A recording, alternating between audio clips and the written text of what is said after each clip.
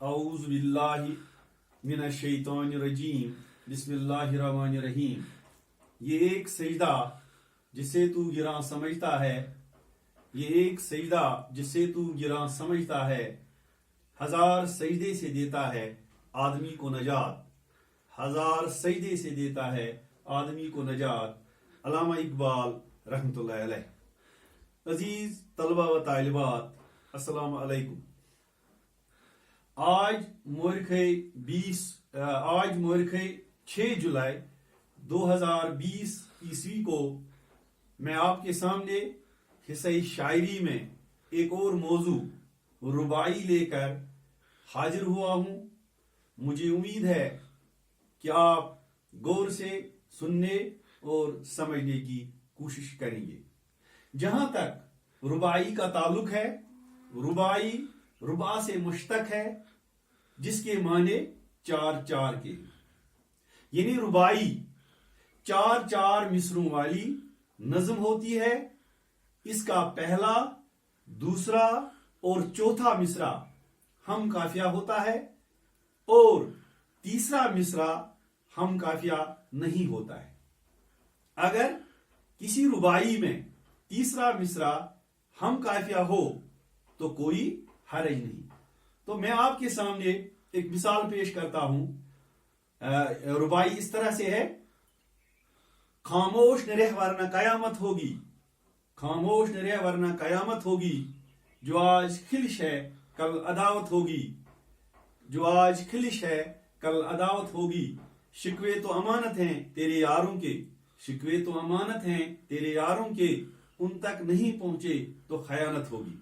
तो जिस तरह से पहला मिसरा आप देखेंगे, इसमें कयामत, फिर दूसरा मिसरा अदावत, फिर चौथा मिसरा खयानत, यानी ये हम काफिया, पहला मिसरा, दूसरा और तीसरा जो है ये हम काफिया है। और आखिर पर इसने रदीफ का इस्तेमाल किया है, होगी, दूसरे मिसरे में होगी और चौथे मिसरे में होगी। तो इस तरह से मैंने आपको मिसाल के साथ समझाया कि रुबाई का पहला, दूसरा और तीसरा मिसरा जो है ये आपस में हम काफिया होता है। तो जिस रुबाई में तीसरा मिसरा हम काफिया न हो उससे खसी रुबाई कहते हैं, और जिस रुबाई में तीसरा मिसरा भी हम काफिया हो उससे गैर खसी रुबाई कहते हैं।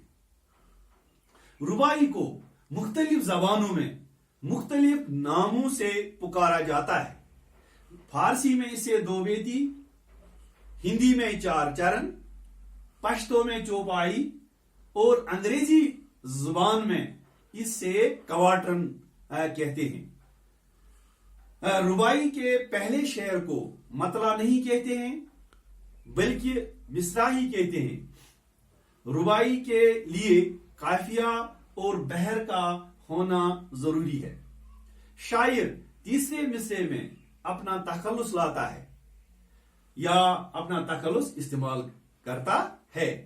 डॉक्टर तारचरण रस्तोगी ने इसके लिए 24 एवजान मुकर्रर किए हैं। रुबाई में हकीमाना और आशिकाना मज़ामीन बयान किए जाते हैं, लेकिन बाल शोरा इससे भी तजावुज कर बैठे हैं और हर तरह के मज़ामीन इसमें बयान करते हैं।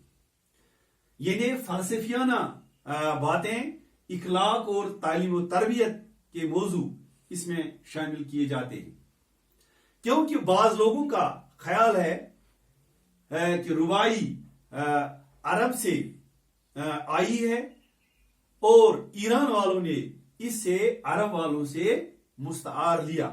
बाज का ख्याल है कि रुबाई का आगाज ईरानी शायर रुदकी ने किया। आलिमों का ख्याल भी यही है कि रुबाई का आगाज ईरान से ही हुआ। उर्दू रुबाई को आज कल ज्यादा पसंद किया जाता है। ये बाकी सनफों की तरह गैर मानूस नहीं है। रुबाई की सिनफ आज भी मकबूल आम है और इस रुबाई की सिनफ को उर्दू शायरी में एक आला और अहम मुकाम हासिल है। تو عزیز طلبہ و طالبات، یہ آج میں نے آپ کو یہ جانکاری اردو ربائی کے بارے میں دے دی، اور مجھے امید ہے کہ آپ نے اس کو اچھی طرح سے سمجھ لیا ہوگا، اور گھر پر آپ اپنی کتابوں کو دیکھ کر اور بکس کو کنسلٹ کر کے اس کو اور زیادہ سمجھنے کی کوشش کریں گے۔ وآخر دعوانا الحمدللہ رب العالمین۔